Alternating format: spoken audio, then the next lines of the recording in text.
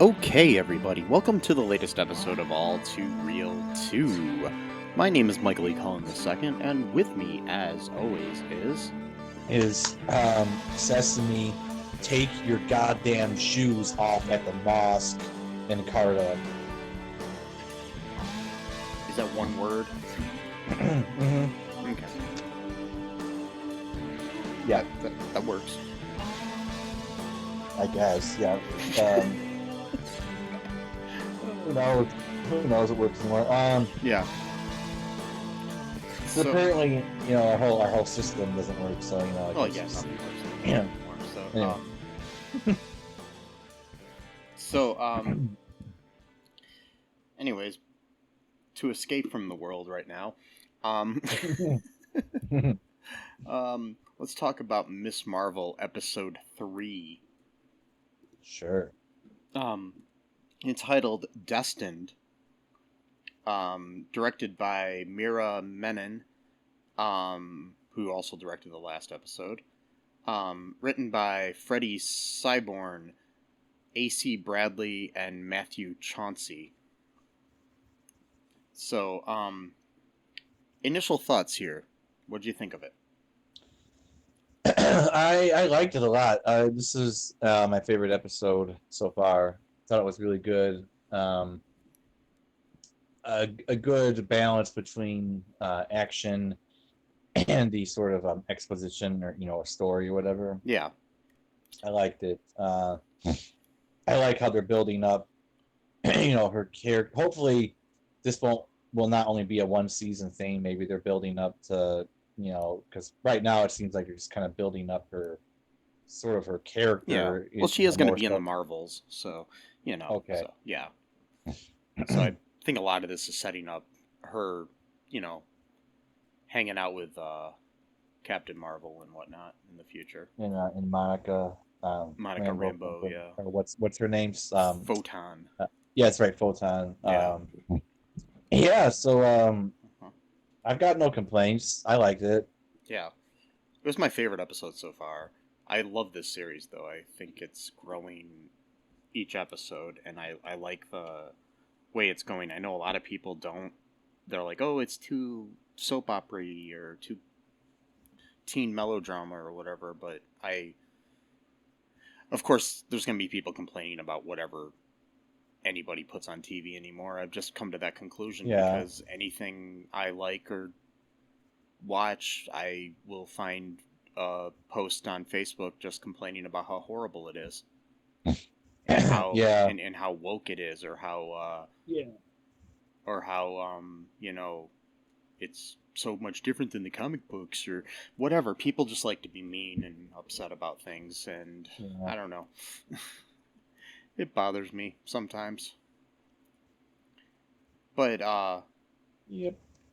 But today I went for a nice walk to clear my head, and went for the walk and went down by the by City Hall here in town, and there was two kids standing out there. Kids meaning young adults, holding a protest sign in front of the building, or the courthouse, or whatever you want to call it, not City Hall, courthouse. With their nice little sign that said Kanye 2024. Oh my god. I came back the other way on my walk, and I asked him. I said, "So is this like a stunt or a joke, or are you really big fans of Kanye for president in 2024?" And they're like, both. Mm-hmm. So it's both a joke and which just boggled my mind and I had to think of that the whole rest of the way home. So probably just the stuff that we used to do, little weird pranks and shit like that, Mm-hmm. Probably something like that, yeah, they were just standing there trying to get people to honk their horns. Yeah. But whatever, more power to them doing whatever they want. Yeah. Because in my opinion, you can go out and hold a sign saying whatever you want. I don't care. That's what this country's about. I might not like what you're saying, but I'm just saying that that's the right you have. It's a lot better. It's a lot better than the racist assholes who were there a month or so ago. I was going to ask, did you went to any kind of Nazi rallies or anything like that? No. Or... Okay, cool. It was in the same location though where that was. That's great. Yeah. Maybe they did that on purpose because they knew that was the same place. Yeah. That's great. But anyways, that's a little bit off topic, but I just felt like sharing with our audience. Cool. And you. So, what goes down in this episode here? Oh man, it starts off kind of really, it starts off literally where it left off. So like she's in this house. Kamran's there. His mom is his mom or his aunt? I forgot. It's his mom. His mom, just explaining to her. It starts off in British occupied India in 1942. Yeah. Where she, her name is Najma, and a bunch of other people they're looking for Spangle, and Najma said that the man in the temple said that they needed two of them for this thing to work, to whatever, and then we don't really know what. They were trying to say that there should be two of these Bengals.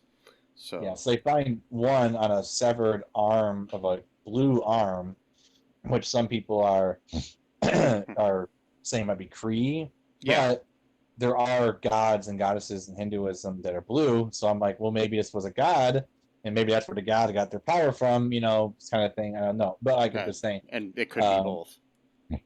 Or maybe the Cree wasn't, or maybe a Cree was living there. It's much like with the Eternals, how they were viewed as gods, but so it could just be a Cree, but they thought they were god because of all the powers they had or whatever, Mm-hmm. But anyway, they're like, does it matter if it's attached to a severed arm? They're like, yeah, it doesn't matter.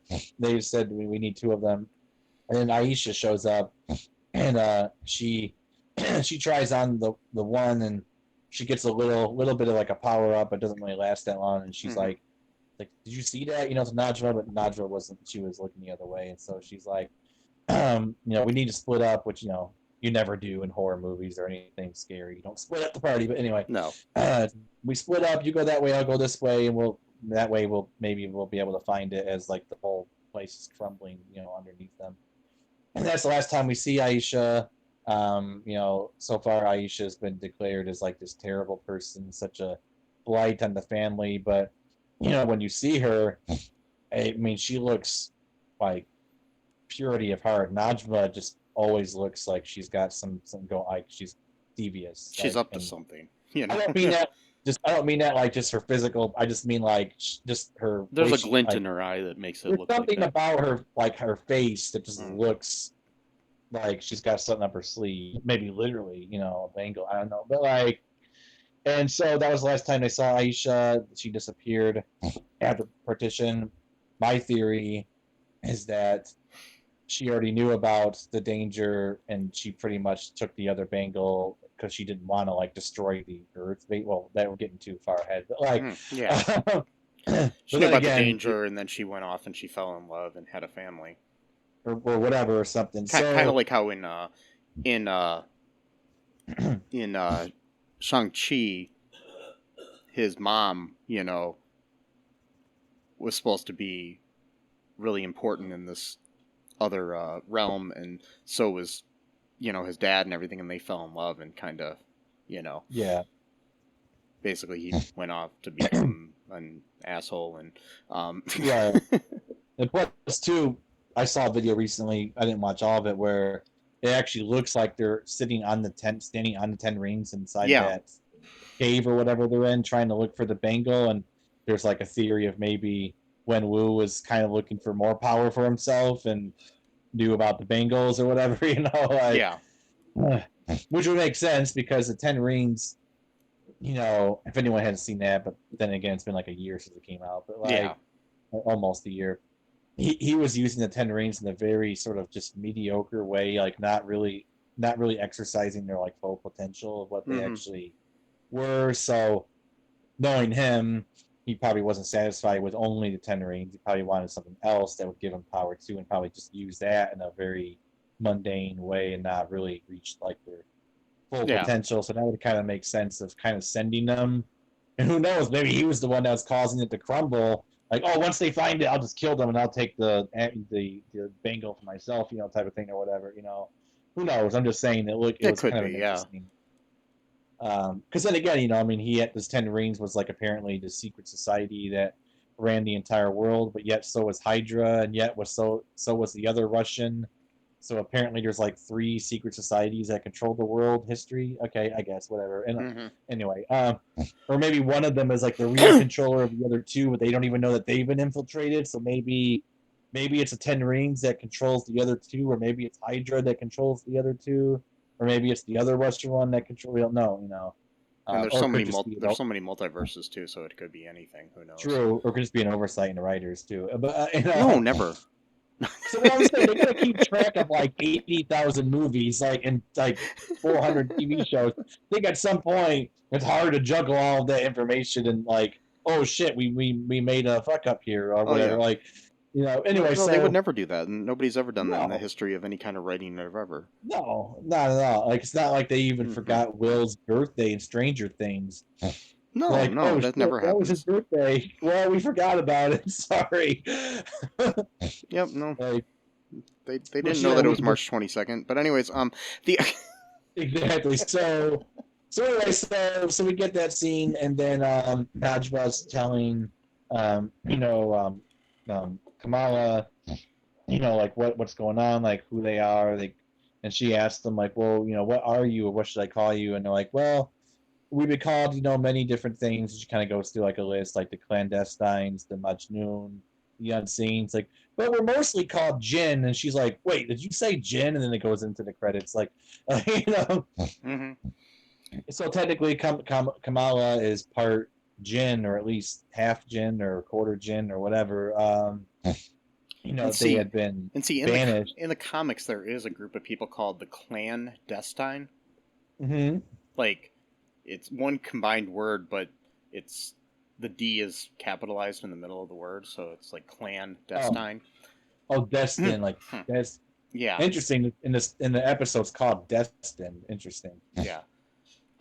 So yeah, it's just kind of interesting. So in the comic book world, they're also referred to as the Destines. They're a fictional secret family of long-lived superhumans appearing in Marvel. They were created in 1994. They basically they're an altered villainous version of them appear as basically they're trying to say that this is the basis for the villains in Miss Marvel, the TV series. So, okay. But in the comics, they're all different types of creatures, and one of them is a Jinn. Okay. So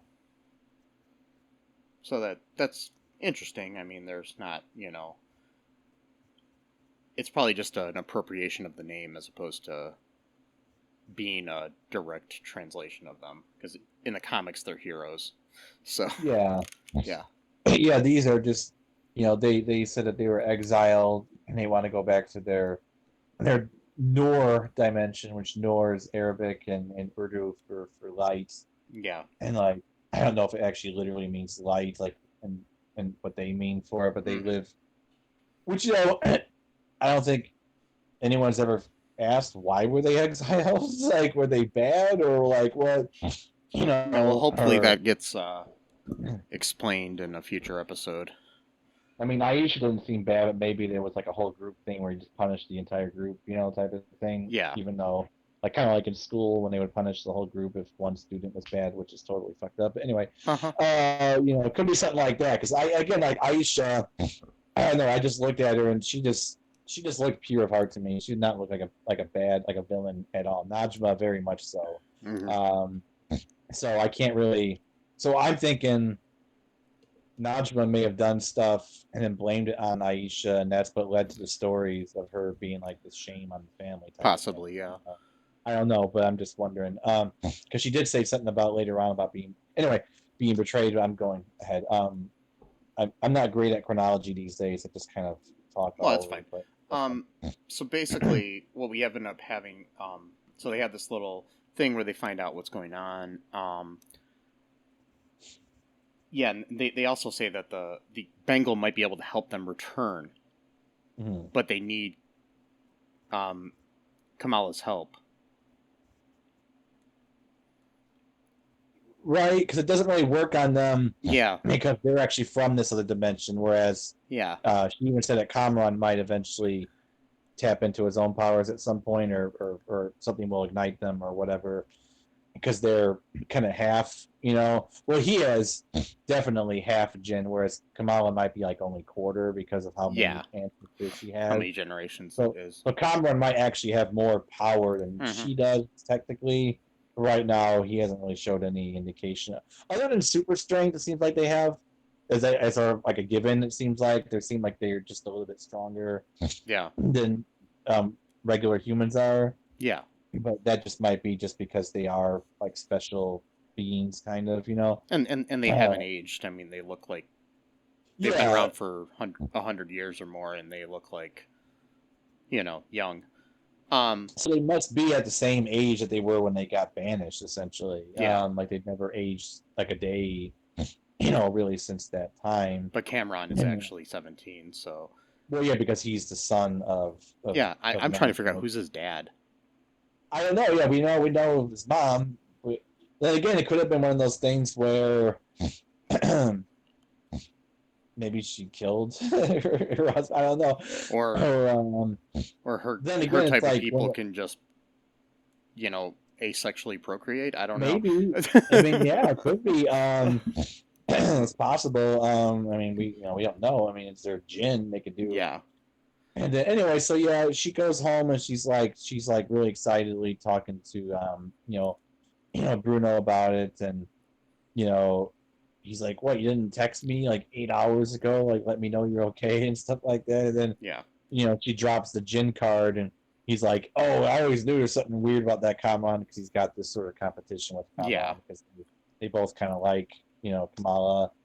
So, and I like that one time when he throws his quip like her Najma and her average looking son, and like I want to do a Community meme because there's like a scene in Community where Jeff is like feeling like really insecure about this guy at like the paintball game or whatever, and he's like, he's average. He just has a slightly big chin. Then Troy's like, dude, you have problems.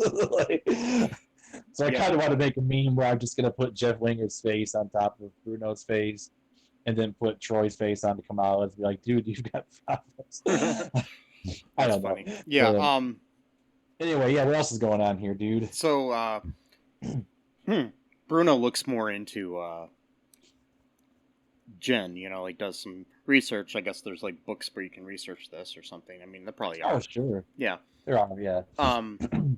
He's looking into it. And he's working at the carryout or bodega or whatever you want to call it. The Circle Q.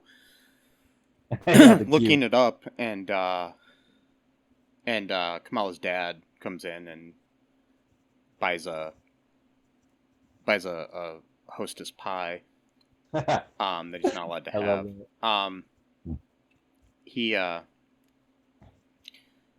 He basically translates some of the stuff that was in either I don't know what language it would be in. If it was in Pakistani or was it? Okay. Well, maybe that's the language in Pakistan, but yeah, Urdu. Wasn't sure if it was in that or if it was in Indian or something else, But he was able to translate it and explain what they are and stuff and everything. So, basically, what does he say they are? Yeah. What did he say they are? Well, he basically just told him the same thing that Kamala and Najma told her, that they were banished and they're trying to find like a secret key to bring them back to their world, and pretty much literally the same story. So Bruno's like, oh yeah, they're definitely telling the truth. Like, Yeah. So then we have the main thrust of this episode is the fact that it's the day of her brother Aamir. He's marrying his fiancee Taisha, so it's their wedding day.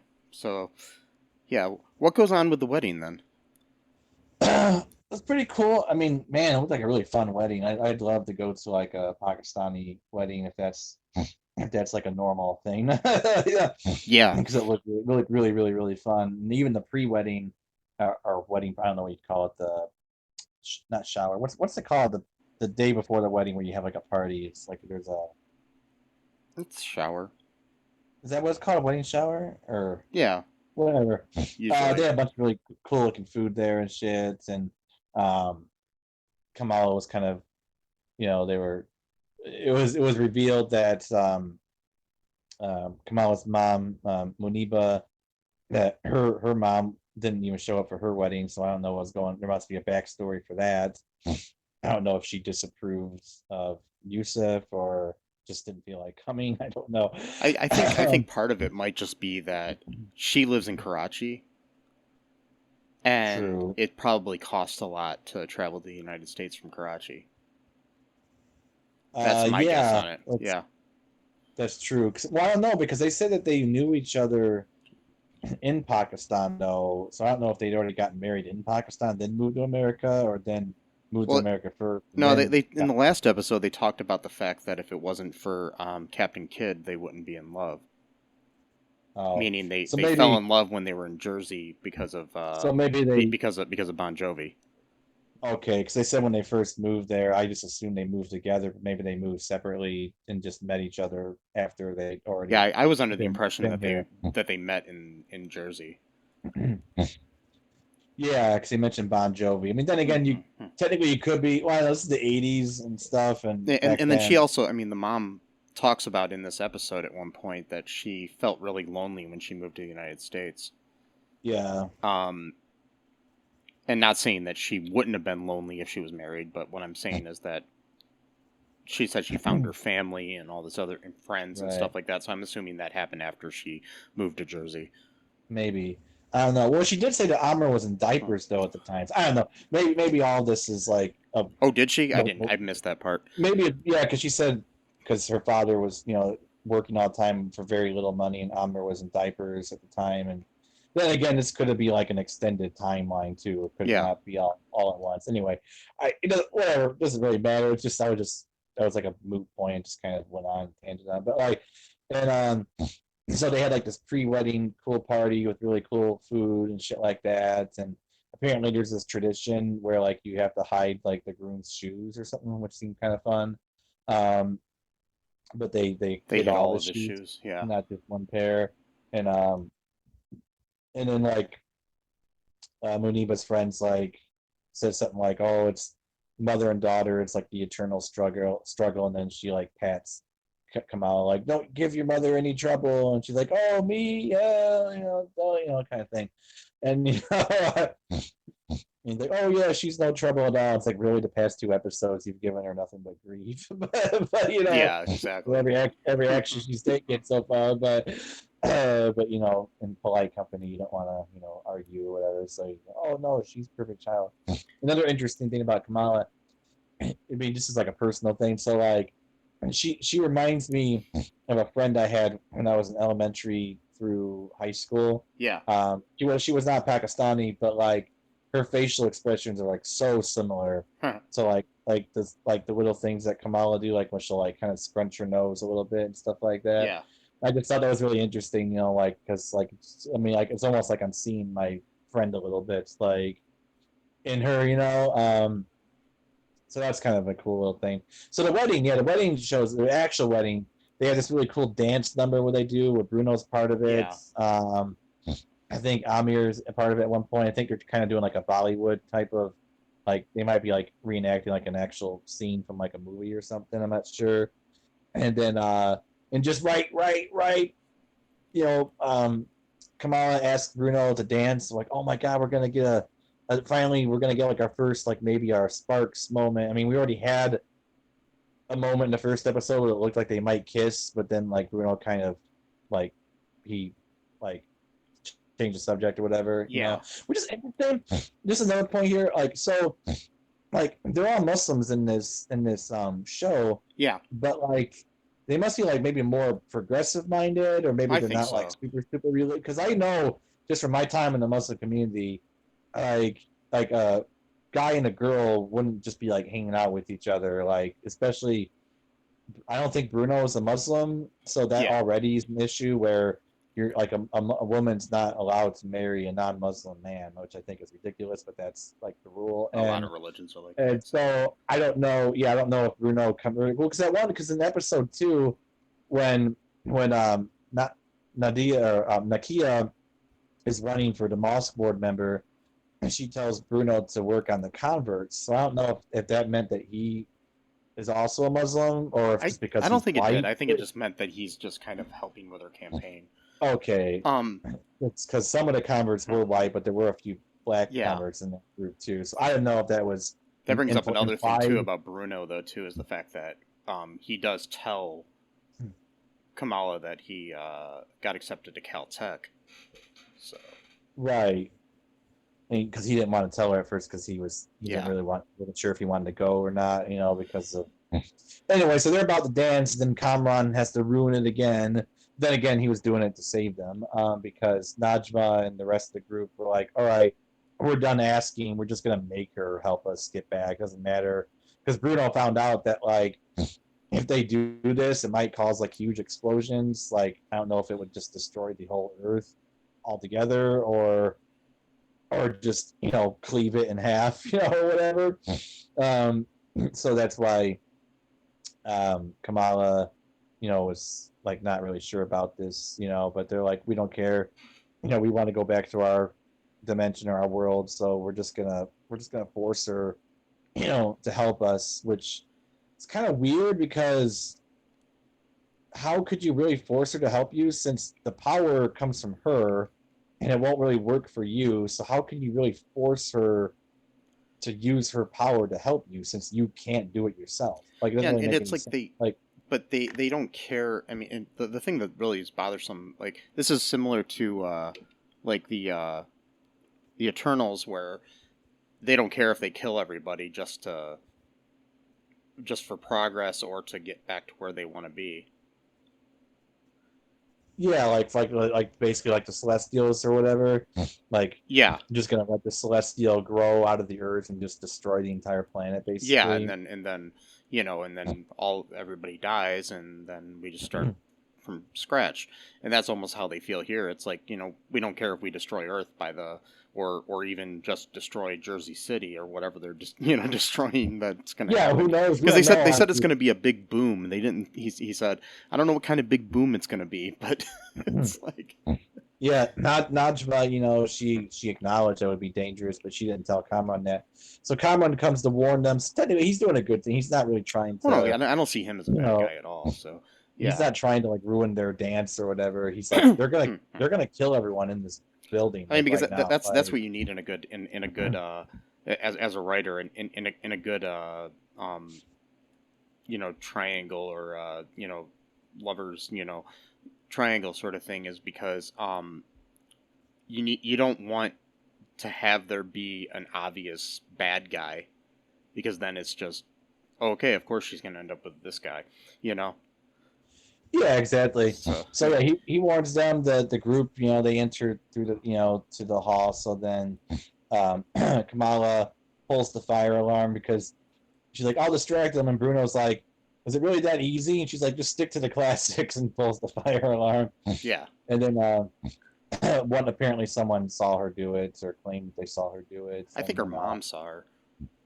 Maybe. Yeah, so there was like this little earlier moment before the wedding where Aamir's kind of having like the wedding jitters, and it's mainly because he's worried about he has very little money, to like start like a new life kind of thing. He's like $732, and Dad's like, wait, what's that? He's like, That's the amount of money I have in my checking account. $732.47. And his Yeah. dad's like, "Oh, I'm surprised you even had that much." Yeah.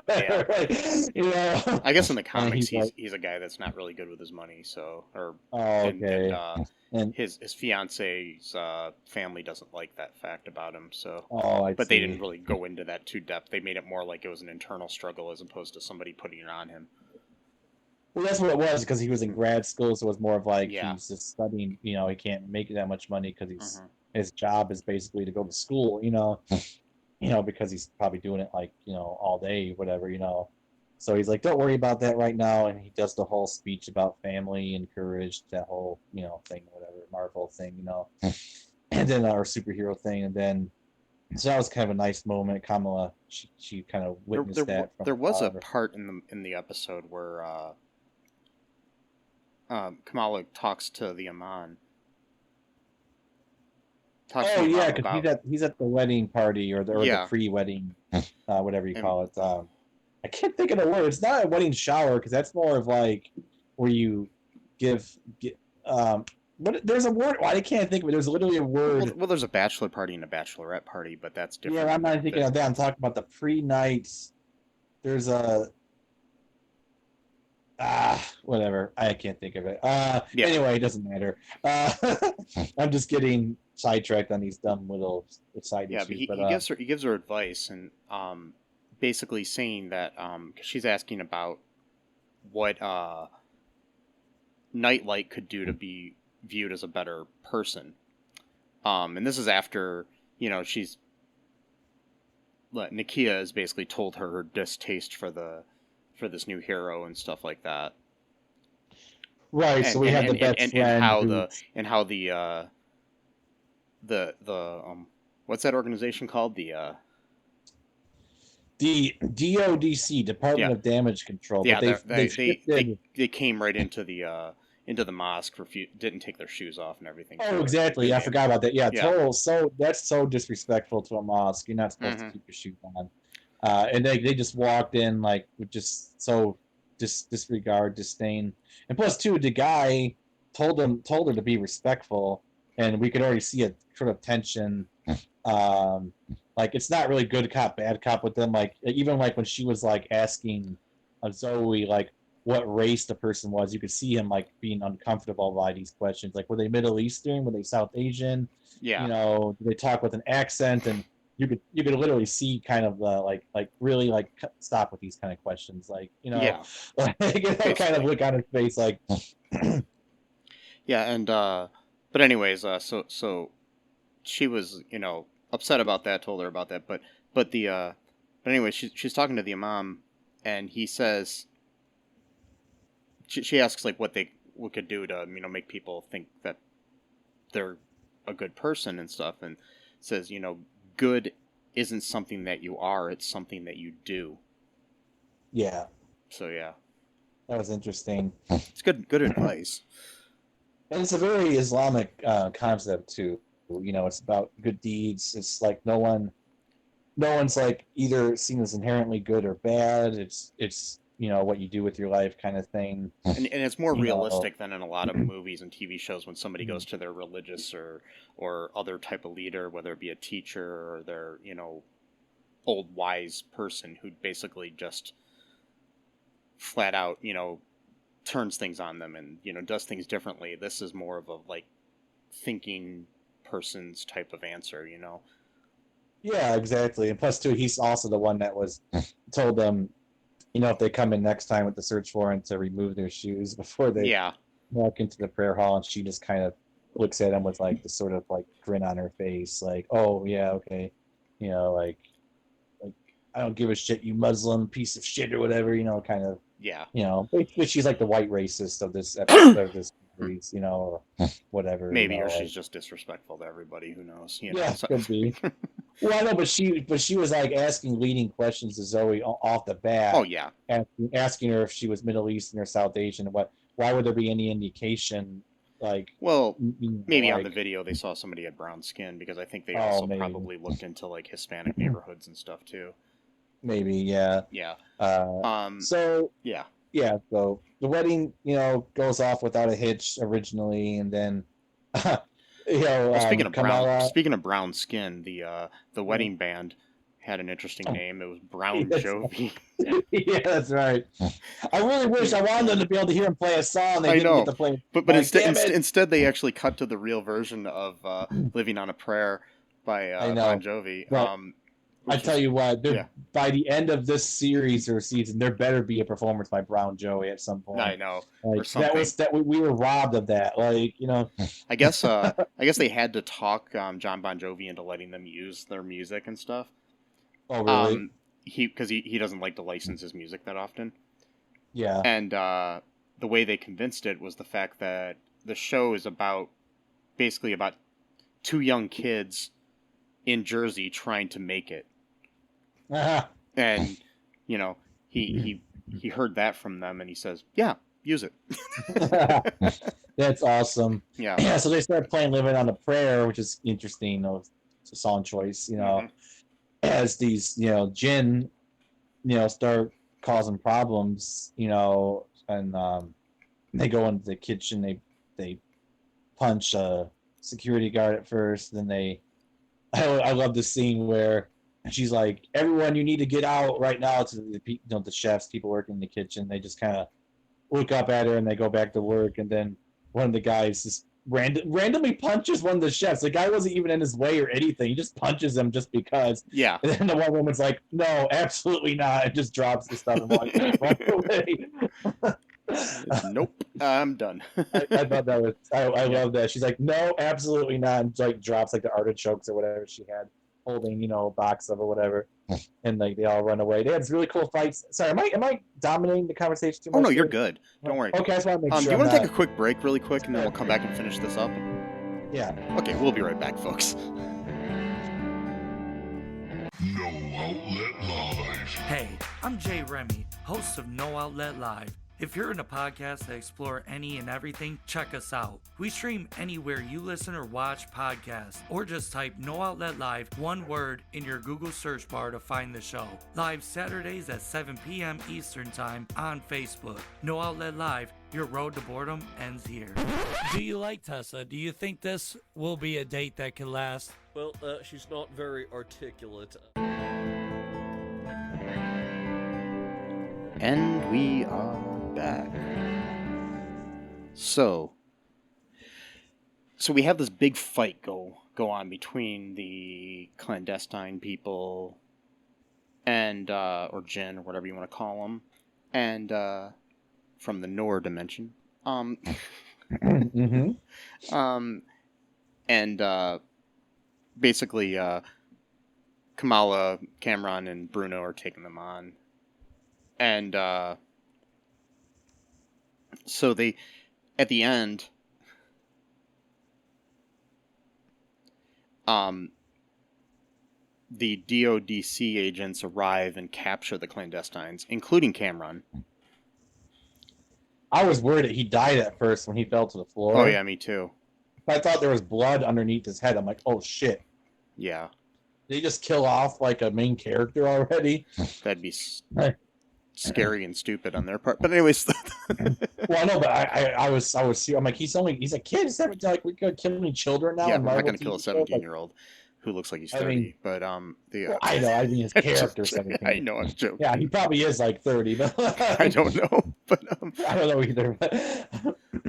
But at one point, Nakia sees Kamala using her powers. So we got that to deal with.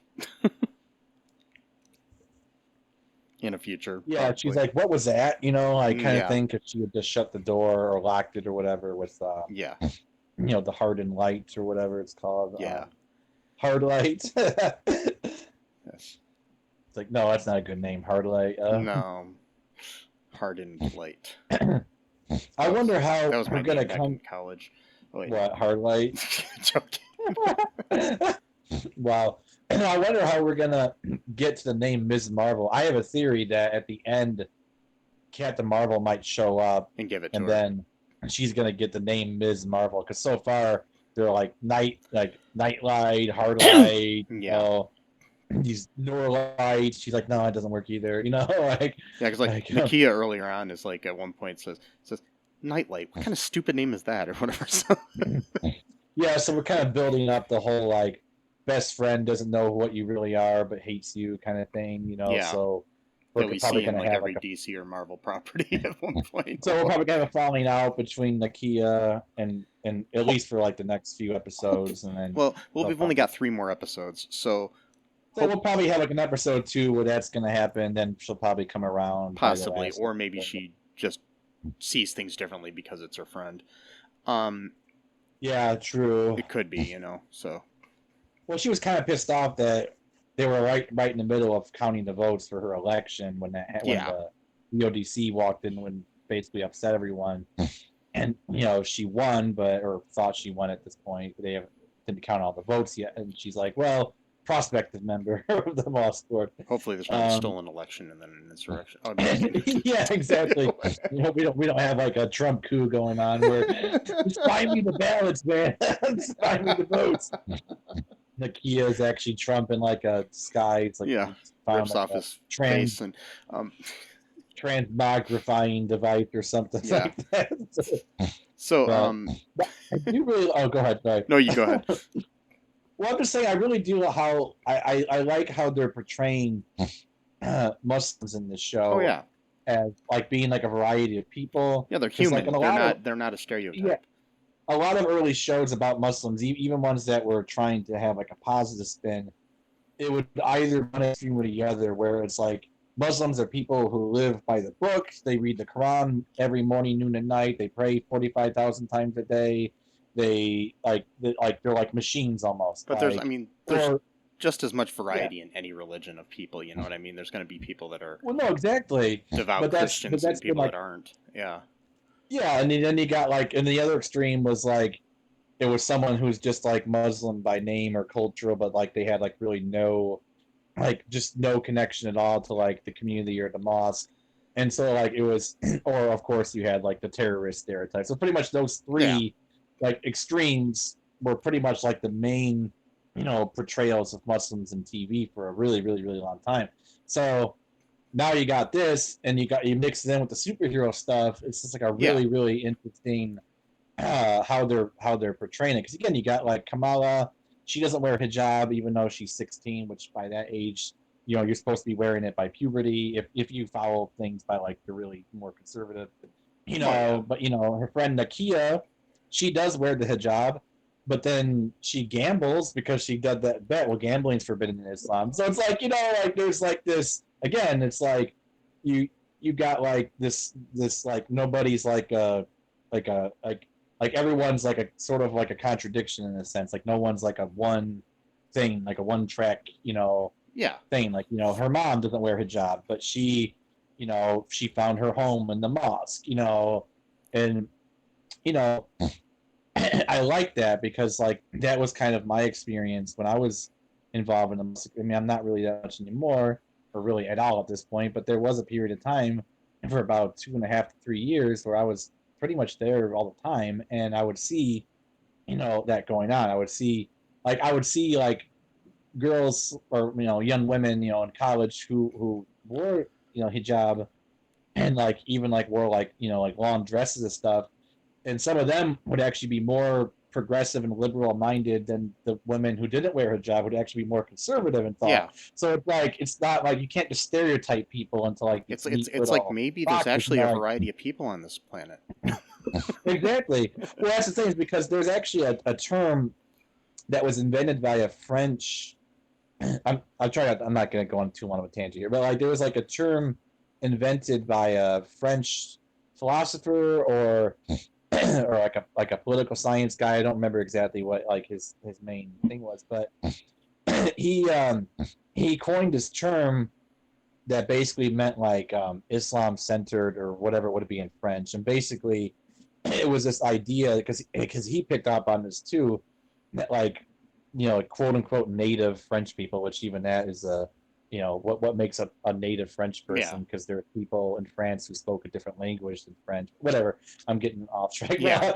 Like he basically coined this term where quote unquote native French people the way that they viewed Muslims was basically like this, like these are people who just like, it's almost like they're machines. Like their religion tells them to do something, so they do it. So like basically like if like a Muslim ever did anything bad, they would immediately go, well, like let's go check the Quran to see where they learned this bad behavior from. Whereas they wouldn't do this for any other community. Like if a Christian does something bad, nobody's looking into the Bible. Like, oh well, let's look at the Bible verse of what made the Christian rob a bank. Like, there's no bank robbing verse in the Bible or in the Quran. Like, you know what I mean? Like, it's kind of like the whole thing in like society where minority person does something and they're representing that whole group of people.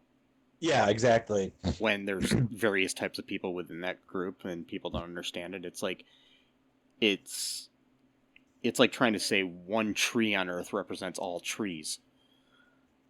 Yeah, when there are really thousands of different types of trees, you know. So yeah, that's a really, really good point, Mike. I mean, so that's what I just love about this show is that it's again too. It's like, so like someone might be religious in some ways and not in others, or someone might be totally cultural about things, and you can't just like say like, oh well, this person's a religious Muslim and this one's not one. It's like, well, this person might be religious in the sense that they pray a lot, or this person might be religious in the sense that they don't date, whereas they might not pray a lot, whereas the person who does pray a lot might date. And you can't just be like, oh well, here's a neat box. Anyway, I'm repeating myself, but and again there are people like within different religions that don't even necessarily believe in the religion. They just are raised in it and it becomes comfortable for them. Thing. Yeah exactly, a cultural thing. Yeah. And there are Muslims who actually don't even believe in God, but they still practice it culturally. And then, you know, like, well, how could they call themselves a Muslim? It's like, just let people do their thing. Like, so I'm just saying, just a roundabout way of saying, like, I'm really, really impressed of how they've dealt with this in this show. It's very, very, very nuanced, but very fun at the same time. Like, not everybody's an automaton who's exactly the same. So, So I'm just really, really glad. And I'm not surprised, but I'm kind of disappointed that some Muslims were complaining about the fact of the whole Jinn storyline. It's like, come on, guys. Like this is the Marvel version of Jinn. Like, we're not talking about probably your version of Jinn. And there's probably a good fact that there's going to be some kind of explanation, most likely Kree, as to what they are. Right, because Marvel has its own universe within the universe. Yeah. So the Marvel has its own version of Jinn that doesn't coincide with pre-Islamic folklore that got into Islam, which again, the Jinn concept comes before Islam. So why are you even offended? Because this isn't even an Islamic concept. I mean, it got into Islam, but it came out of paganism.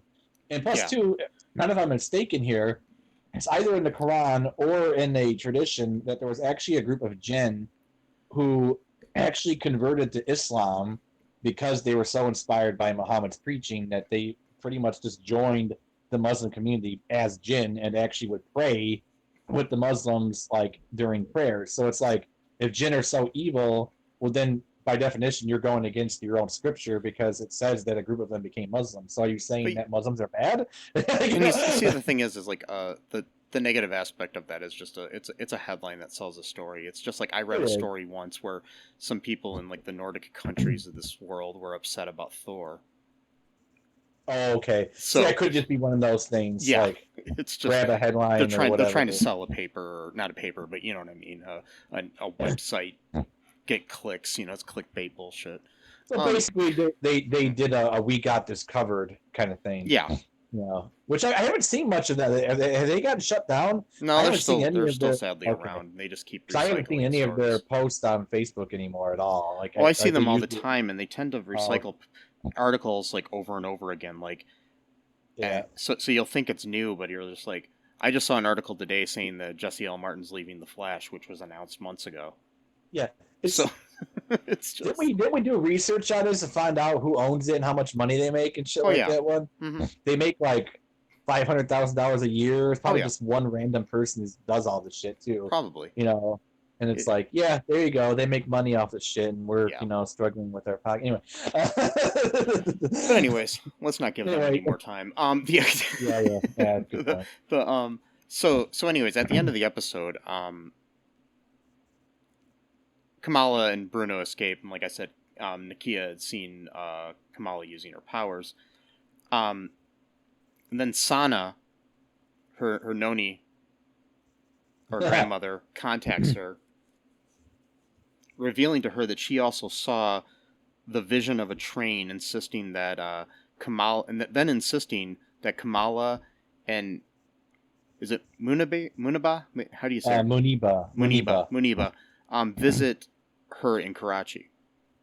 So that's interesting. Yeah, because there was a time where she took the bangle and they both held onto it together and they saw this vision of a train, Najma and Kamala for Karachi, which is interesting because that could have been the very train that they were talking about in the last episode about how everyone got separated. Yeah, and I mean it's with the partition and everything. So maybe she met Aisha to betrayed her, and she knows that. You know, because she took the other bangle. Because I have a theory. That's my theory. Is that I think Aisha figured out what would happen to the Earth, or at least a town or whatever, if they were to do that. And she was basically like, well, I'd rather live out my life as an exile than like destroy a planet, basically, kind of thing. That's my theory, just by looking at her, the way she looked, and she just looked like pure to me, like sincere, you know? So that's my theory of I think she found the other bangle and just ran off with it, is what I think. My fear with this, though, is that we're going to go to Karachi. Not that I have a problem with that, but that we're going to leave the safe little atmosphere we created in Jersey City, where we're actually getting to know these people, and I like the kind of slowness of the fact that we're in that city and stuff like that.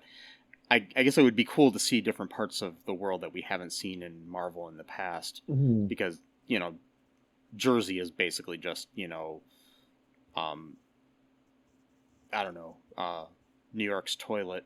And well, that's what they say. I'm just joking. I know that's what they say. It's a I know, joke, I'm just joking, but yeah. Well, I agree with you here, because they kind of did that with Moon Knight, and I watched Moon Knight again recently too, and I did watch the third episode again. And I was kind of like, after like I watched it again, I'm like, yeah, it really isn't that great of an episode actually. I mean, there was action in it, but it was like, they had 2 episodes building up everything in London. And all of a sudden, and then we leave London and we go to the Middle East, and we're like, okay, what, you know? And then we spend the rest of the series in Egypt, essentially. Yeah. Since episode 3, yeah. So I just hope they're not repeating that with this show. That maybe we do end up in Karachi, but we don't need to spend 3 episodes in Karachi. Yeah, the whole time in Karachi. At least then, though, we would get at least 3 episodes instead of 2 episodes. With the Moon Knight, we only got 2 episodes in London, and the remaining 4. Yeah, in Egypt, which again, I got nothing against Egypt. It's just that it was it just wasn't. Totally... because you know it's like on other shows. Like it would be like if you had you know, you set up a show like Cheers, for example. You set it up where it's taking place in a bar for the first 3 or 4 episodes, and then all of a sudden we're in Karachi. Exactly. Which I'm not sure operating a bar in Karachi would be very successful. But I'm just saying, like we leave that bar in Boston, and all of a sudden we're in Karachi for some reason, you know, or somewhere else. You might be able to have like a speakeasy bar. Yeah, I don't know, like a legal bar. Because I'm thinking in the 80s. But even differently, like we're not even in a bar anymore. We're just all of a sudden somewhere completely different. Because that's what it would feel like with this. Because we've gotten used to being in Jersey City in the MCU version of Jersey City, right? And then all of a sudden we're just in a different country altogether, you know. Yeah. So it's that's where Sam and Diane start a tea shop, and then and then that's where Kamala goes in there and orders a tea. So.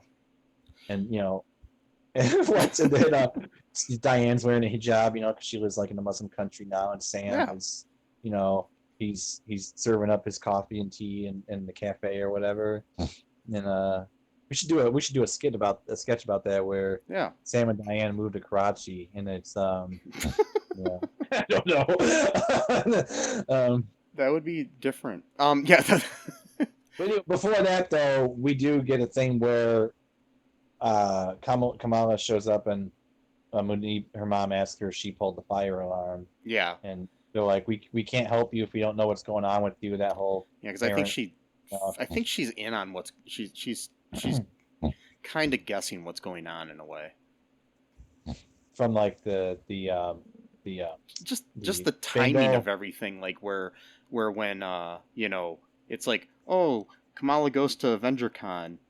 This new superhero shows up, And she talked too about the bangle, said it's junk. Yeah. And she looked at it. Then again, though, if I were her mom, why wouldn't I have just thrown away the bangle instead of just or putting locked it up somewhere or something? So that's TV convenience. For you, so. But it's like you got to know that you got to have an idea that it's Kamala that is the new superhero, because it's like she was at Avengers Con, she was at the festival, she was at just different She was dressed as Captain Marvel, which is her favorite character, or not character, her favorite superhero. She's asking all these questions about the superhero. That's why it's always bothered me. I mean, I'm not trying to say that it's TV convenience, but it's always like you watch all these episodes of Arrow and nobody figured out that it was Oliver or whatever, and you're just like, are you an idiot? It's like, really? Like, he wears a hood and maybe a little mask, and he's still his voice. Eventually, though, they did like a voice changer thing where he would use but still, it's like, come on. I know. No, I know. 8 seasons. Yeah, I know. It's like Superman puts on glasses and now he's Clark Kent. Really? Do you remember that there was this great sketch in Saturday Night Live way back in the day? Oh, the one with Terry Hatcher? With Superhero Party yet? Oh, not the Superhero Party one. What are you talking about? Oh, well, I'm talking about there's sketch called Superhero Party, which is interesting because it has both DC and Marvel characters in it, which I don't think they care to know the difference back then. But and they had the twist though was that Lois was actually married to Superman, not Clark, so he's dressed up in a super there was a monologue one time on there with Terry Hatcher back when she was on Lois and Clark. And all the guys in the cast would come up and talk to her, and they'd be wearing glasses, and she wouldn't recognize them. And then they'd take the glasses off, and she'd be like, "Oh, it's you, David," sort of thing. And then, then at the end, Tim Meadows took off the glasses, and she still didn't recognize him because it was talking about how little he was used on the show at that point. So. Wow, wow, yeah, thick burn, man. Yeah. So then she goes up, and she's like, "I can't tell you, I'm sorry," or whatever, and she goes to her room, and then that's when she gets the call from her grandmother. Yeah, who asks her to come to Karachi. But she wants both her and her mom, which is interesting. I'm not sure why she wants her mom to come. But because that's why I don't want it to go to Karachi necessarily, because if it's just going to... I mean, I guess it would be cool if it's just her and her mom, but we're not going to have Bruno or Cameron or Nakia or anybody else. Yeah. Well, maybe they will all come. Who knows? Yeah. But, hopefully it's just one episode, and then we're not going to be getting the rest of the show there. Hopefully, but we'll see. Yeah. I am kind of worried about that a little bit too, because it's come on, we got this great world building going on. What about Nakia? Because we got that cool thing going on with the friendship might be somewhat fractured, because she kind of didn't like this new superhero. It seemed like. I mean, she already called her budget Captain Marvel by episode 2, so it's she already kind of has some sort of disdain already for her, I guess, for some reason. Not sure why, but maybe she just doesn't like superheroes or something. Or it could be just that the fact that the DODC was targeting in certain ways the mosque and making things harder for things because of the superhero. Yeah. Yep. So that's the whole episode right there. Yeah. Here's a couple of stray trivia here. When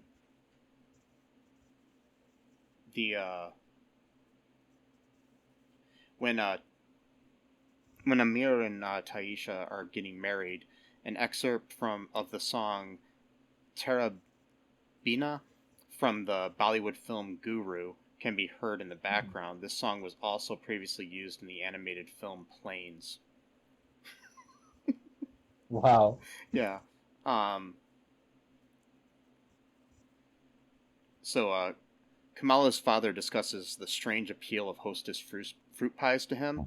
In the 1970s and 80s, Hostess ran a well-known comic book advertising campaign with multiple publishers, including Marvel Comics, that consisted of often silly one-page stories where the superheroes would defeat villains with traps using Hostess baked snack goods as lures, or used as bribes to gain victory.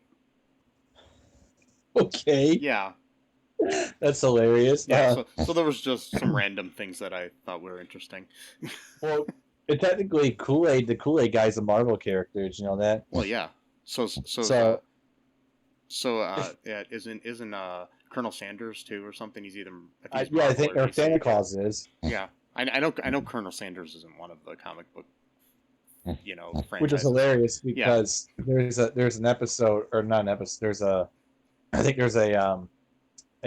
comic strip where Kane the Conqueror is drinking Kool-Aid, or is it lemonade? I think it was out of a Kool-Aid glass though. Yeah, and he's like, taking over the country makes me thirsty or something like that. Geez. So now there's a Kool-Aid. Call it Kool-Aid the Conqueror, I guess. If you want to. Any final thoughts about this episode before we sign off here? Not really.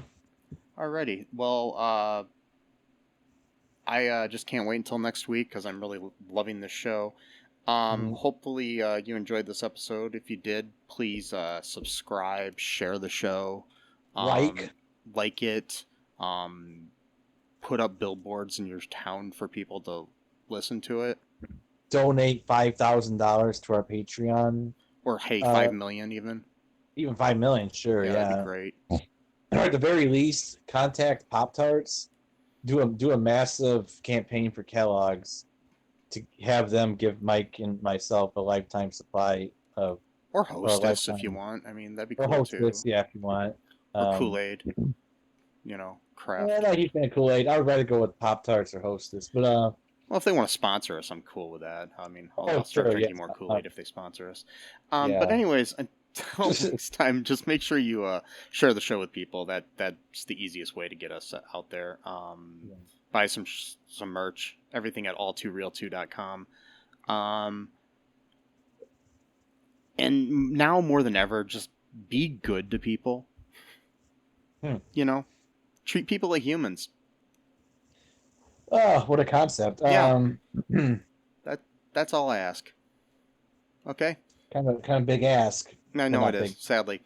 But until next time, bye-bye. Thanks for listening to All Too Real 2 podcast, a Cullen Park production. Produced and edited by Michael E. Cullen II. Music by Matthew Hawes. Subscribe and share the show. Visit us at cullenpark.com.